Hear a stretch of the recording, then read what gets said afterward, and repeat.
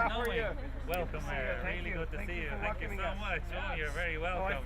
Lovely to meet you, Anita. Lovely to meet you. Michael Delaney, who's the chair of the company who runs the Cascade on behalf of the college. Happy St. Patrick's Day. And happy St. Patrick's Day, everybody.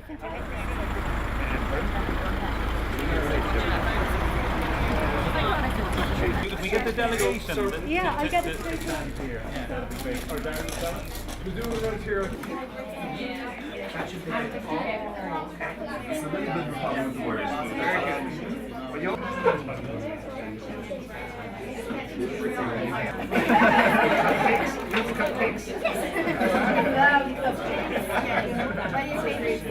oh gosh, chocolate, walnuts in it. Yeah. Not too much, a little bit of frosting, not too sweet. Can have that. Yes. I know what I want already. Members, and this is a present for you, Mayor. This is 3D printing, so some of the kids there in their dojo, they learn about 3D printing, learn about 3D modeling, and this is some of the technologies they use. And so we put together a little model of the castle for you this morning. Karen, is this for us? Well, thank you very much. Thank you for giving this to us and for helping make it. Did you help make this? You can say yes to that. Oh, this is beautiful. Yeah? So they learn all these new technologies every Sunday morning. We got a big group of kids, really excited kids, learning about new technologies and trying really new things. So these guys are going to be, they're our tech heads of the future. All right.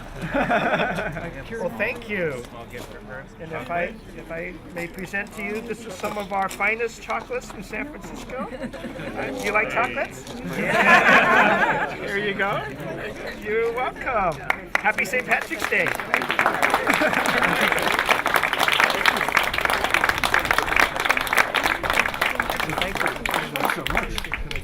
In California, and the telescope in Cork, being the tool and stimulus to inspire kids about science, is going to be radioed out into space.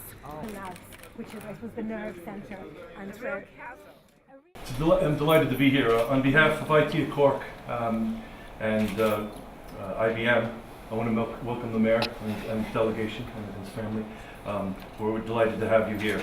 On a personal note, also I want to, well, my Irish isn't the best, Céimíle Fáilte, happy St. Patrick's Day to everybody. Welcome and enjoy the day. But also on a personal note, I'm very excited to be here personally, Mayor. I was talking on many, I have an affiliation with San Francisco on many levels. First of all, my sister Eileen has a company out there and family living there for over 20 years and does a lot of business with the city, Eileen Collins Design.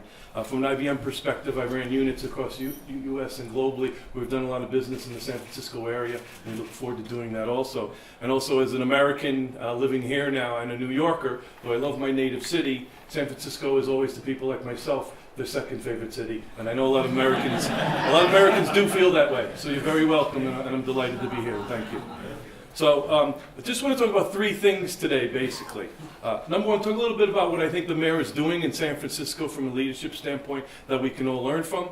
Second, what the IT European Tech Cluster is doing here, where I think we can kind of share continued bonds and grow together. And third, maybe some suggestions on next steps, a little bit where we can grow together. So first, I just want to talk a little about San Francisco with your permission. I think that the tone and leadership that's happening out there in general with Silicon Valley, but just the things that we've talked about also with ITLG, there's a general theme and tone in your area from Silicon Valley and the city, which is really promoting business, education, and people to come together. And collaboration, which is very important to get things done. So I congratulate you on that. And everything stems from that. And we're trying to do similar in this city here. For example, it's always good to say, well, Dennis, give me an example of that. Whenever you can bring business and social things together, that's when you really drive great business, because you can make money but still do the right thing. And one example that I noticed I've been doing there is in the recycling area. I know in 2009, San Francisco was the first municipality to have universal difference of organic material from foods and things of that nature. First in America, and that led the way in 2009. And then from a business standpoint, you threw some themes out where you had used analytics and supply chain, and companies like Recology and Supply Info and IBM work together to drive a smarter planet, which again is a good thing to do when you can make money. And I've seen from a statistics standpoint now that 80% of the trash now from the landfill is now going to recycling and composition. That's incredible stuff. It's something that we can all learn from. On top of that, it's the highest rate of diversion in the US. So having a great idea, social impact, and leading the way. So I commend you on that, and I think that there's IT, economics, and social impact together, which is what I love to do myself. And then also you have the Roadmap 2020, where I think you're trying to have a waste-free environment by 2020. And I think you're well on your way to do that, and again, I commend you. And we have our own plan from an IT and government standpoint here with Horizon 2020. So I think there's plans that we can continue to work together to drive a difference for all of us. And then one other thing that I know, so I think you're doing very well, is in trying to redevelop areas and working with industry. In the mid-market, in the Market Street part of town, you've worked closely with Twitter. And you've brought Twitter in, and you've worked closely with them, and that has helped redevelop the whole area. So IT has worked together, driving jobs, redeveloping an area. Again, something I support very much, and I commend you for doing that. So, leadership, collaboration, focus, results. You're deploying that every day, and I admire it, and we're trying to do the same thing on this side of the Atlantic. So thank you very much, and well done. I think that deserves a clap, doesn't it? So, okay, as I said, enough about you, what about me? So let's talk a little bit about our IT cluster, who we are, our vision, the impact we're making, and where we're going. First of all, IT Cork European Tech Cluster is an industry-led organization, which is very important to us, which is integrating senior government, public sector, and academia together to work together to drive tangible results economically, socially, educationally, and politically. And we're doing that through many ways. We're 300 companies that drive more than 300 billion revenue globally, 1 billion in Ireland, and we drive a lot of jobs. We're deploying many world-class initiatives, including our groundbreaking Adopt a School program, which right now has over 30 schools adopted by different companies, doing an array of things to help them excel. And one shining example is this institution and the Blackrock Telescope Project, which are your leading group in Adopt a School, and the things you're doing here. I think Galileo would pat you on the back. So very, very well done. And being able to reach out and globally drive that is exceptional. So as they say in Irish, which I'm not a Gaelgo, but Mullinoiga Chuckig Shiad. Raise the youth, and they will flourish. By doing that, you flourish, the children will flourish, and then business can flourish after. So I pat you on the back for everything that you're doing here. Well done. As a follow-on to that, successful clusters are predicated on things like this. So we are an IT cluster. Again, we're academics, we're business leading academics, public sector, and government, and trying to make a difference. Successful clusters need things like this also. It's predicated on having SMEs and startups working together, multinationals like IBM working together, and having foreign direct investment. Critical pool of talent from children all the way up to adults on an ecosystem that continues to turn over. Critical mass of infrastructure, which we continually need to accelerate with things like broadband to the last mile, not just in the city areas where we can get top-notch to the last mile areas. Strong collaborative leadership with guys like Tim Lucy Wickerman, our city manager, does a hell of a lot for us, and we work well, as well as Martin O'Riordan from a county standpoint. So that strong collaborative leadership is very important, and I think if we continue to foster leadership with folks like yourself, we'll continue to make a difference. Engaging higher education, long-term focus on educating our children in relation to science, technology, engineering, and math.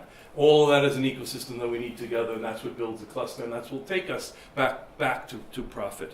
One other thing I want to know is, because of those things that we're doing and they're working well, and because we have collaborative leadership working together, under the leadership of Mike Loftus here, who I work very closely with, we were deploying, and we've been selected by the European Union as part of Framework 7, FP7, trying to learn all the European Union isms sometimes, but we're going to be part of a project where the European Union will be investing called Be Wiser. And what that is, in a very prescriptive, programmatic way, we will be working with 5 or 6 other clusters around Europe, sharing, learning, How do we work together? How do we drive business? How do we build the cluster from our children up to business? Very exciting. That there's seen more announcements on that over coming weeks, and I think the projects like this that we're doing will continue to feed into the whole ecosystem that we're doing. And I do think when I get to next steps, I will maybe put a fishing line out to a little bit more. But I do think that our cluster can also go to the United States a little bit further than what we're doing today. So that's an exciting announcement. So, segue, next steps. Well, one other thing, I had a quote here I want to make sure I use it quite often. From the next steps, from our cluster standpoint, this project, Wayne Gretzky, greatest North American ice hockey player of all time, which you probably know, one of his famous quotes was, "I skate to where the puck's going to be, not where it's been." So we're going to skate to where the puck's going to be with this program, Be Wiser, and everybody's coming along for the ride together. So from a next steps perspective, President Obama in his State of the Union was talking about creating more of a stronger trading bloc with the US and with Europe, and I think we need to jump on that and lead the way. Our cluster, the program that we're doing, your cluster, and also with Silicon Valley, I think if we continue to work together, and maybe even we should consider creating some type of committee or task force or joint teaming with folks together, where we take our cluster and your cluster to the next level across economics, education, social improvements. And I think by sharing that, it's good for business, it's good for the environment, we can trade notes. So I encourage us to have a discussion maybe along those lines, Mayor. And we talk about talent, infrastructure, leadership, and branding. Again, we can get economic growth, educational achievements, social enhancements. So in conclusion, I'd love to do that at some point in the short term. Shanae and the time is now. So thank you very much. Everybody have a great St. Patrick's Day and have fun. Thank you very much.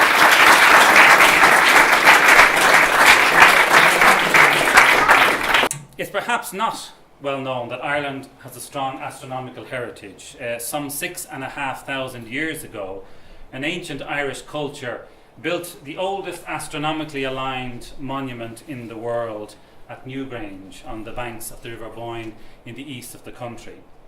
Every year on the winter solstice, the sun penetrates a small opening above the door of the passage grave, and sunlight illuminates the chamber at the heart of the mound.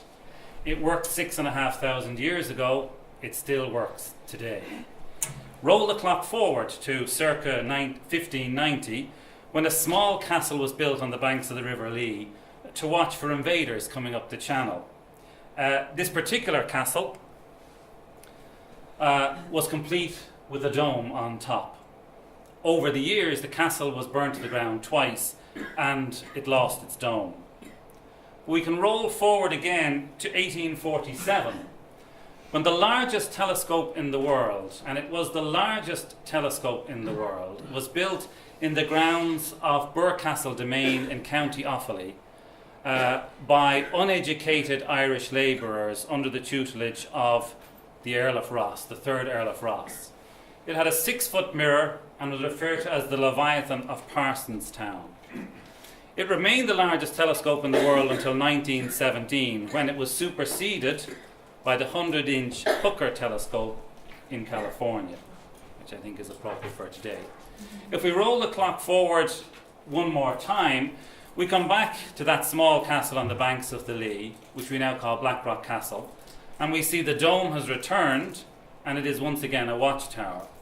But now it's a watchtower of the skies, with 100,000 visitors to the site annually. Since the time of its construction, Blackrock Castle has seen momentous changes, from the Industrial Revolution to the American Declaration of Independence, the rise of Western civilization, and man landing on the moon. For most of this time, the castle has been a patient observer, but no longer. The 21st century version of Blackrock Castle is a centre of learning, of education, of inspiration, and it is above all a place of vision. And what is this vision? Well, quite simply, it's to engage young and old in the amazing journey that is science, a journey that has almost immeasurably improved our lives in less than 2 centuries. But for all of us here today, this scientific odyssey is under increasing threats from changes in global demographics, global education, and also changes in the value placed on science at a societal level in different countries. The study of science, technology, engineering and maths is often referred to as STEM, and Dennis mentioned this already. And let there be no doubt, it's at the core of our Western civilization today. It's what has given us our global competitive advantage and made us all, relatively speaking, rich. But it is increasingly under threat. In Asia, 20% of the population studies STEM subjects up to college level, and this number is rising. In the US, it's 7%, and somewhat shockingly in Europe, it's a paltry 2%. So this widespread low engagement and pursuit of STEM careers is an issue amongst young people, and it's due in large part to a negative perception and experience of STEM at school, where young people often find STEM subjects difficult or boring, where science classes fail to inspire them, and they do not find that STEM resonates with their own self-perception. And this has serious implications for companies who rely on a supply of highly educated graduates in technology. It's not just an academic debate. Now, thankfully, astronomy is well known for its inspirational effects, especially on getting young people interested in science. Studies show that kids who are exposed to inspirational science by the age of 11 are twice as likely to consider degrees and careers in STEM-based subjects. And the best examples of inspirational science for kids comes from the astronomical community.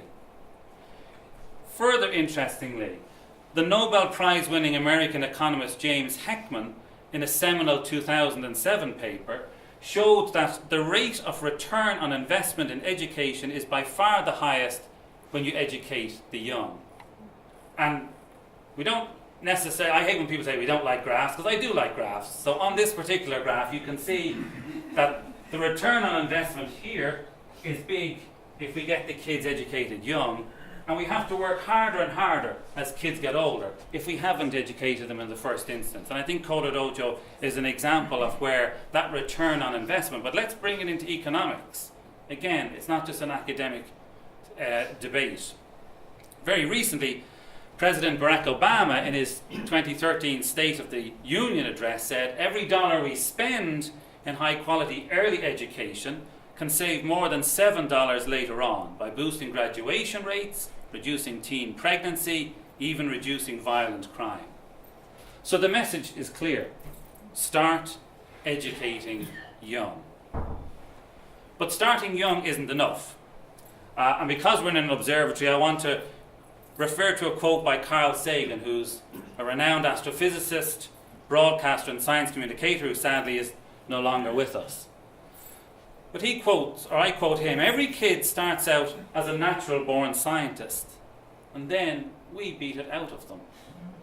A few trickle through the system with their wonder and enthusiasm for science intact, but only a few. So to stop the system, our society, from beating the enthusiasm out of kids, we have to involve society, we have to provide parents and teachers, and yes, even the bored teenagers, with an opportunity to be inspired by science, to feel part of science, to not be intimidated by science."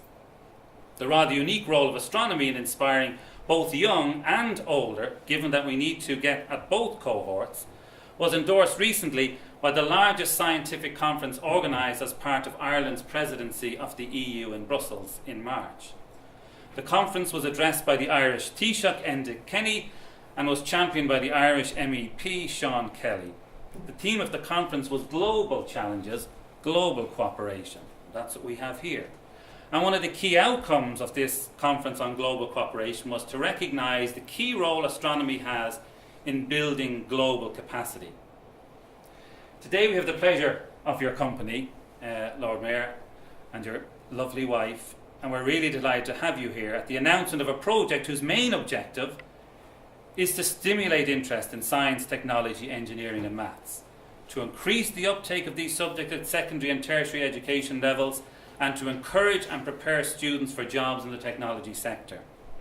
This will be achieved using the inspirational medium of astronomy, and specifically by providing thousands of students in Cork and California with live control of a robotic telescope through a unique user interface.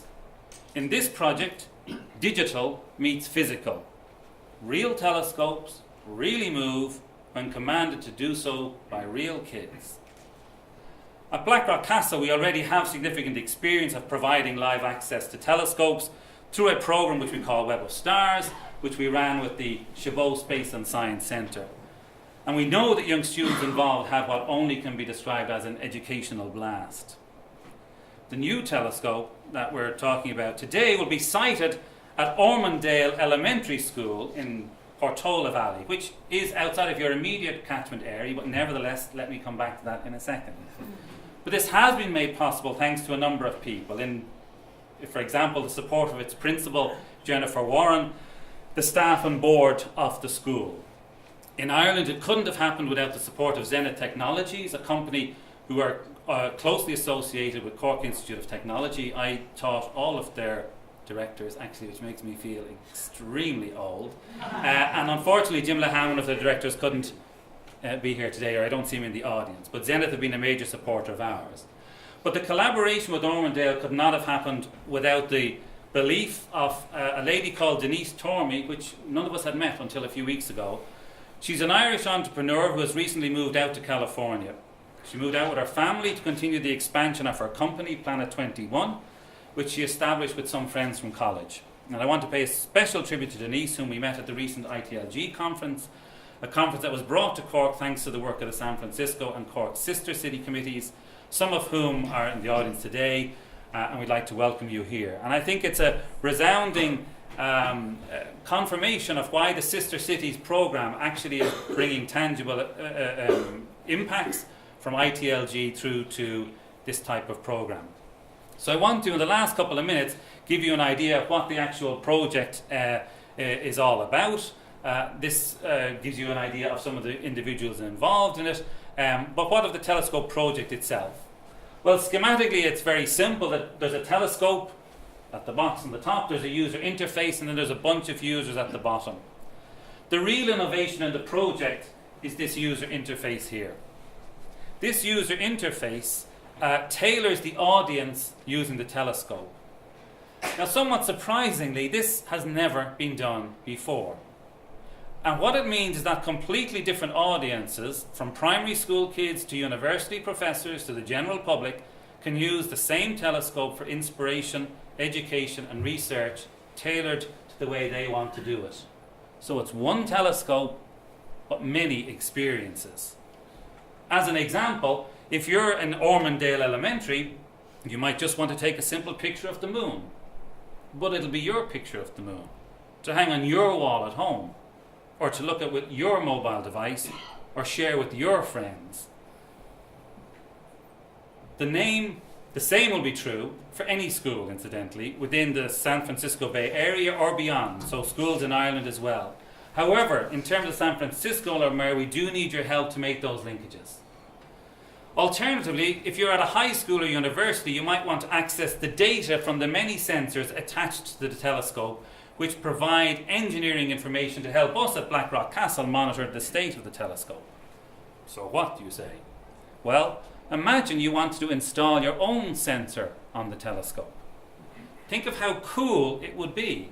Think of, for example, coder dojoers who we met this morning, linking from here to the telescope in California through code that they have written. And just think about that for a moment. It's real people, real telescopes, real connectivity. In essence, the telescopes become the technology testbed, one telescope, but multiple technologies. The telescope also links people initially in Cork and San Francisco. It's one telescope, and it's then science and societies.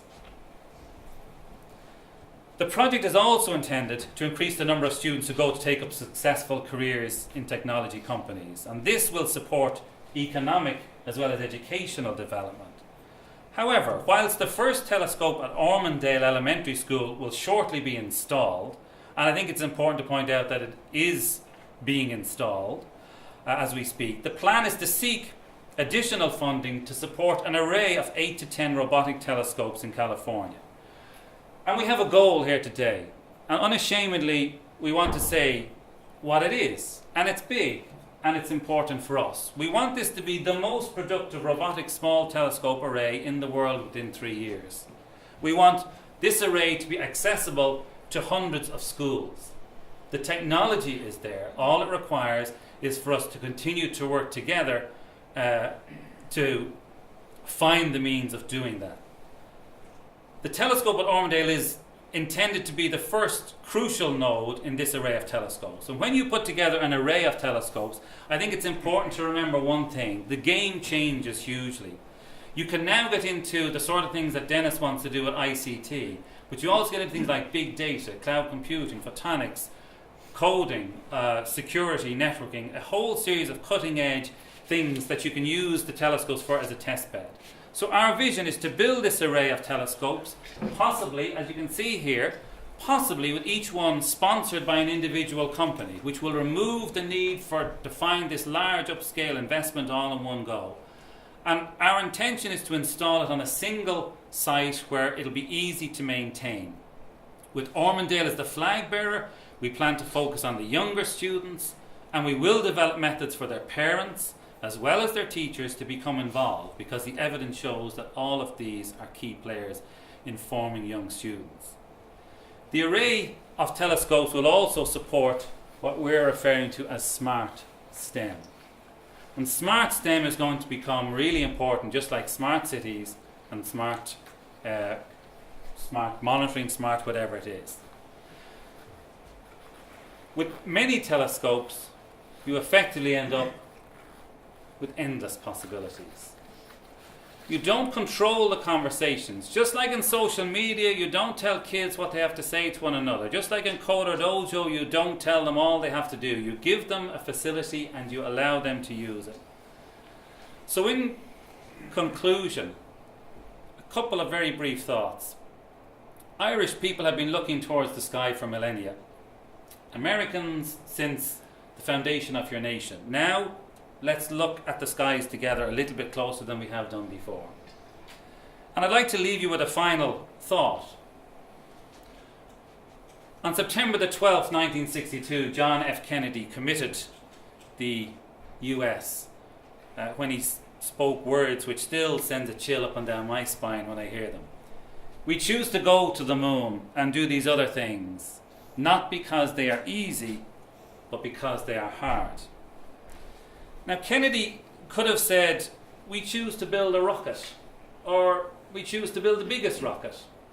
But he didn't, because the vision was to reach the moon. And in setting out the vision, he generated a level of excitement that inspired future generations of scientists and engineers. So the lesson is interesting. Get the vision right, make it challenging, make it hard, and the inspiration will take you places that the vision never even dreamed of.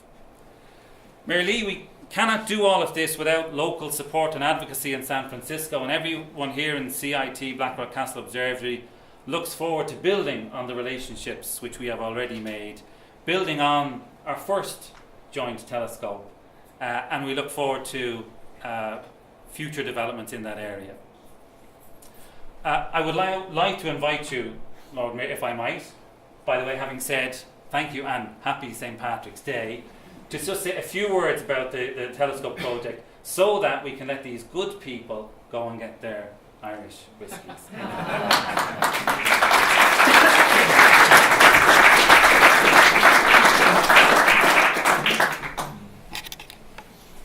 Thank you. Good morning, everybody. Excuse me. Thank you. We're just going to bring up one image on the screen. Okay. And I would like to say thank you very much for coming here today. And we happened to miss a little preschool group who were all in spacesuits, dust suits on the way in. We came in the path. So just to say that they also send their very best to you, and we'll be looking online to Gathering the Gathering to see this message that you will be sending to an extrasolar planet. Gathering the Gathering is a project that we have done for the Gathering 2013. It involves the thoughts and opinions of people in Ireland and all over the world about Ireland, how they feel about Ireland, stories they may have about Ireland, which we are gathering in this digital time capsule by radio telescope, these images are sent at the end of the year to space, and we're very, very proud, Mayor, to have you play a part in this project using this exciting announcement. And thanks again on behalf of all of the team here at CIT Blackrock Observatory. Thank you. Thank you. Well, first of all, thank you again to Blackrock and to the Cork Sister City, to, of course, the Cork City Council, City Manager, Lord Mayor, and all of the incredible institutions for joining us on this great, fantastic announcement of the telescope project. And of course, I want to thank the San Francisco delegation for joining me in this announcement as well. And happy St. Patrick's Day to everybody. This is an incredible project. It is one that, as just described, reflects the best of our intentions for the Cork Sister City, for our vision for our youth, for the role of science and technology in the way not only that we live today, but how we want to live in the future. And what I have thought of through this presentation of the telescope was just the imagination that's behind it. That the objective here is really not only to use the spirit of innovation that we both as cities have, Cork and San Francisco, but to use it in a way in which it invites the incredible imagination of our youth and of our societies to join together on a journey that has no end in it except to improve life for everybody on this planet. And whether it's zero waste that we're working on, or building our infrastructures, or engaging our kids in the math and engineer and technology and science that we all have, the objective here is really to instill in all of us the spirit of innovation that we have as human beings, so that we could have the best of our skill sets working to improve society in general. And this is what I believe is the essence of the purpose of this array of telescopes that are being put together, and is why we participate, and why I wanted to come here as the mayor of San Francisco to participate in this gathering, is to make this incredible announcement that has as a foundation and a purpose of exciting our youth to use science and to ensure that we use the best of the environmental conditions that we have in San Francisco and the state of California, and allow the kids here through the incredible interface be able, during the daytime, while they're in school, be able to observe the night visions of these telescopes that we have because of the difference in time. That's an important thing, but then it just doesn't stop there. You're not simply gazing at the stars for what we in our generations had a lot of romantic reasons to do so, but to also say that it can be manipulated with additional aspects of it that really increase our ability to discovery. So whether it's manipulative for additional your own pictures of where you want to see, or more investigations in particular stars, or how it applies to things that are moving on the Earth, or what we don't yet understand. These other additional arrays and monitors will allow us to do that. So I am enthusiastic about this, to say the least. And also to observe just a moment ago some of the youth and their applications for Decoder Dojo is to see what their imagination can come out of. Just the three very small examples that we saw a minute ago, with one youth looking at animation. And if you can just fast forward 10 years from now, that very youth could very well be in robotics and the whole arena of helping the human body recover from injuries or make our bodies even better performing. Or another child, Ruth, with her cupcake recipes. Fast forward that 10 years from now, and incredibly you can see the ingredients she's put together and how she could be investigating chemicals or different pharmaceuticals to improve the human body and mind.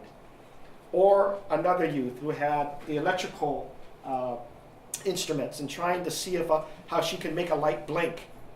And you fast forward her science 10 years from now, and she could be the one that prevents a whole stadium from going lights out. Any of these youth, fast forward them 10 years from now, you can imagine what they're doing and how this array of telescopes can also add to that value. So thank you again, the Cork, San Francisco Sister City, for coming together, using science as foundation, but ultimately the goal of improving people's lives and the way we think of our lives today and how much they can be improved through that science. This is incredible, and this is another great reason why I'm here to celebrate the gathering, but also to continue the work and the enjoyment of that work through the Cork Sister City. Thank you very much.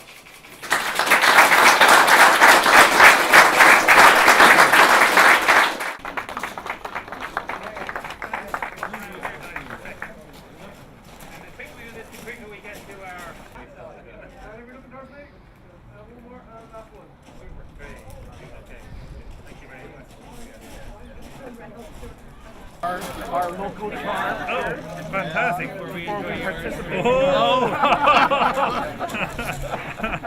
Francisco, Maine.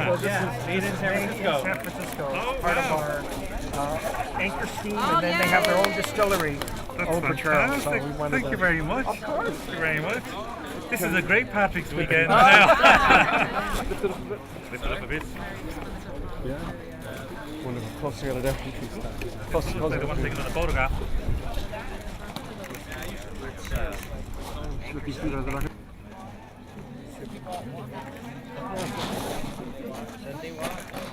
Should just be completely blended in, totally. Oh, this is